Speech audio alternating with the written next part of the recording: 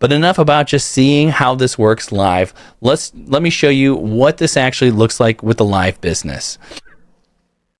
Just so you know, this isn't just theory. It's not just conceptual. This is real world.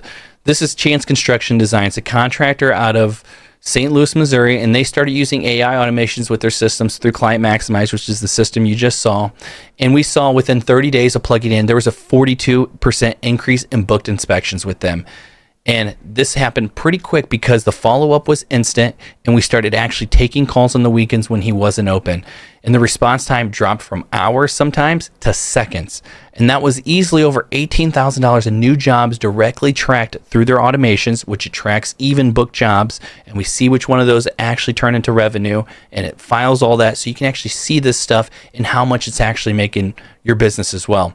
And most of these jobs just came from leads that would have slipped through the cracks, but they didn't. And they didn't have to hire a marketing agency to do every single little bitty job. And they didn't even have some massive ad campaign that they were running a bunch of Google ads and Facebook ads. They just let AI handle the lead nurturing, the follow-up, and the appointment setting.